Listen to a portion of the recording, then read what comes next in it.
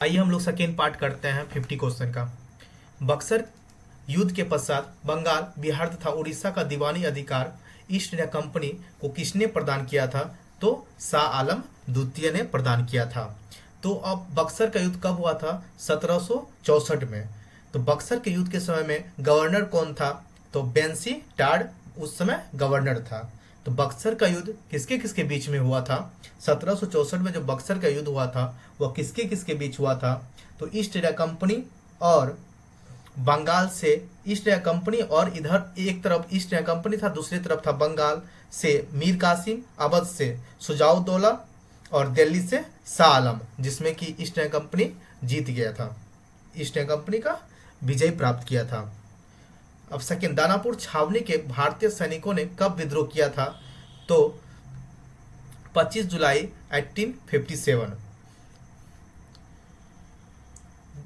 बिहार के किस जेल के कैदियों ने विदेशी वस्त्रों के बहिष्कार के लिए नंगी हड़ताल की थी? तो सारण। बहिष्कार बॉयकॉट किया था। बिहार के पहले भारतीय प्रधानमंत्री, प्रांतीय सरकार का प्रधान कौन थे? मोहम्मद यूनुस। प्रांतीय सरकार का प्रधान मतलब provincial government, head of provincial government कौन थे? मोहम्मद यूनुस। 1934 में पटना में स्थापित बिहार सोशलिस्ट पार्टी के अध्यक्ष कौन थे? आचार्य नरेंद्र देव। बिहार का पहला हिंदी समाचार पत्र जो 1874 ईस्वी में पटना से प्रकाशित हुआ था उसका क्या नाम था? बिहार बंधु। 1857 के क्रांति के समय पटना का कमिश्नर कौन था? तो पटना का कमिश्नर कौन था तभी? William Taylor. बिहार के किस स्थान से गांधी जी ने अपना प्रथम सत्याग्रह शुरू किया था? तो चंपारण। कब हुआ था? 1917 में। 1912 ईस्वी में भारतीय राष्ट्रीय कांग्रेस के बांकीपुर अधिवेशन के अध्यक्षता कौन किया था? तो R.N. मघोलकर। बिहार प्रांतीय सम्मेलन का पहला अधिवेशन 1908 ईस्वी में कहाँ हुआ था? तो पटना में। First session of Bihar provincial conference कहाँ पे हुआ था? पटना में। बख्तियार खिलजी का आक्रमण किस पाल वंशीय शासक के कार्यकाल में हुआ था? तो इंद्रधुम्न पाल।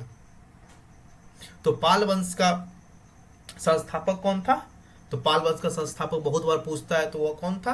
गोपाल था, ओनली गोपाल। और खिलजी वंश कब से कब तक रहा था? 1290 से 1320 तक। इल्तुतमिश ने किसे पराजित कर बिहार का पर अधिकार किया था? तो हिसामुद्दीन ऐवाज। तो इल्तुतमिश किस वंश का शासक था? तो गुलाम वंश। इल्तुतमिश को ही गुलामों का गुलाम भी कहा जाता है। बिहार का अंतिम अफगान सुल्तान कौन था? दाऊद खान। आईने अकबरी के अनुसार बिहार कितने सूबा और सरकार में विभक्त था? तो 7। बिहार विद्यापीठ का उद्घाटन कब हुआ था? 6 फरवरी 1921 में। बिहार विद्यापीठ का उद्घाटन कब हुआ था? 6 फरवरी 1921 में। बिहार के विदेह राज्य में आर्यों के आगमन तथा निवास का साक्ष्य किस ग्रंथ में मिलता है? शतपथ ब्राह्मण। भारत में 16 महाजनपदों में से कितने महाजनपद वर्तमान में बिहार में स्थित है? तो 3 महाजनपद बिहार में स्थित है। तीनों का नाम क्या क्या है? अंग चंपा जो कि भागलपुर में है, मगध राजगिरी जो कि पटना में है, बज्जी वैशाली जो कि दरभंगा और मधुबनी में है।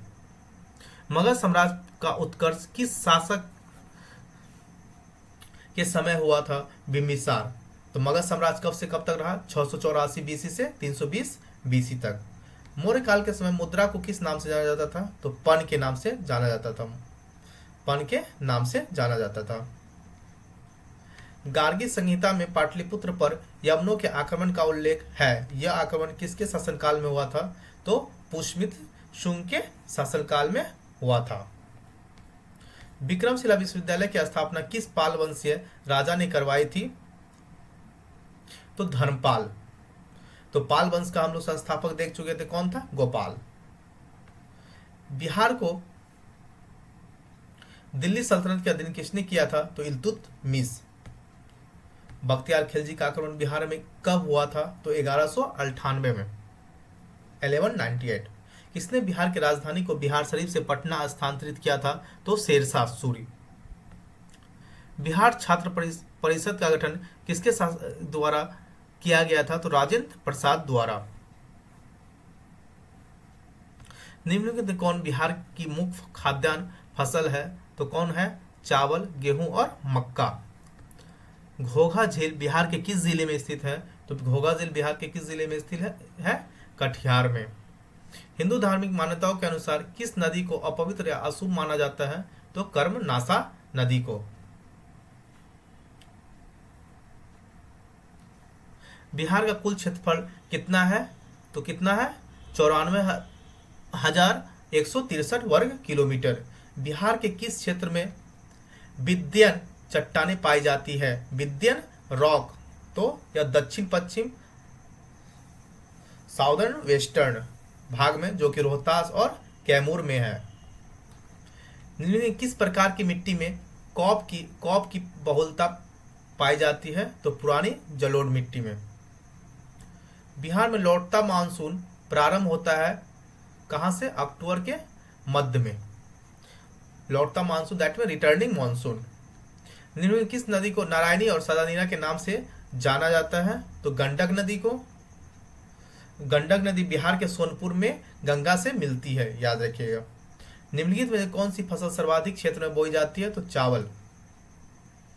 उदयपुर वन्यजीव अभयारण्य बिहार के किस जिले में स्थित है? तो पश्चिमी चंपारण। उदयपुर वन्यजीव अभयारण्य बिहार के किस जिले में? पश्चिमी चंपारण में।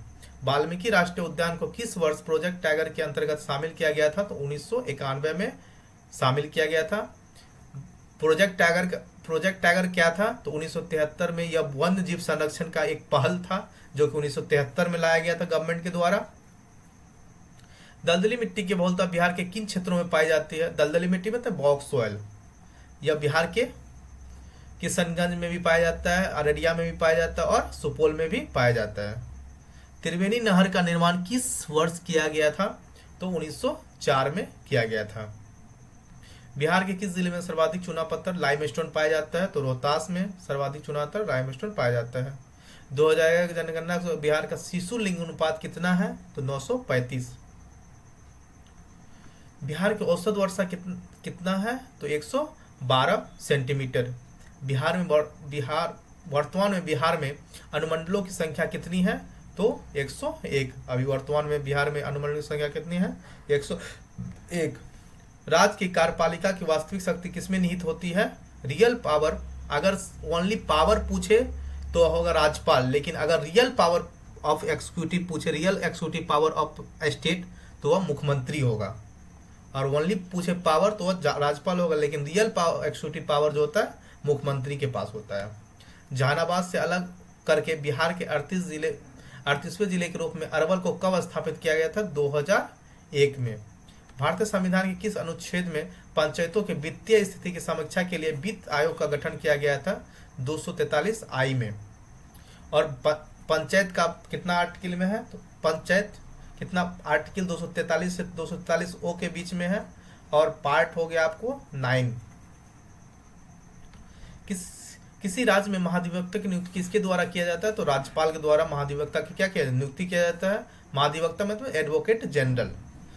कितना आर्टिकल में आता है? आर्टिकल 165 में। बिहार में जब पहली बार राष्ट्रपति शासन लागू किया गया, उस समय बिहार के राज्यपाल कौन थे? उस समय बिहार के राज्यपाल नित्यानंद कानूनगो थे। ठीक। अब पहली बार बिहार में राष्ट्रपति शासन कब लागू किया गया था? 1968 में। बिहार का राजकीय पक्षी कौन सा है? गोरैया। ग्राम पंचायत का प्रधान कौन होता है? मुखिया। ग्राम पंचायत का प्रधान कौन होता है? मुखिया। किसी राज्य के राज्यपाल को नियुक्ति करने का अधिकार है, मतलब राज्यपाल किसको नियुक्त कर सकता है? तो महाधिवक्ता को भी कर सकता है, राज्य लोक सेवा आयोग के अध्यक्ष को भी कर सकता है, मुख्यमंत्री को भी कर सकता है। तो महाधिवक्ता कितना आर्टिकल में है? 165 में। महाधिवक्ता में तो एडवोकेट जनरल। मुख्यमंत्री कितना आर्टिकल में आता है? 163 में।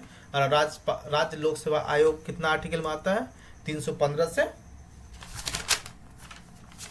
323 आर्टिकल में आता है। और पार्ट 14 में, पार्ट 14 राज्य लोक सेवा आयोग पार्ट 14 315 से 323 आर्टिकल में आता है।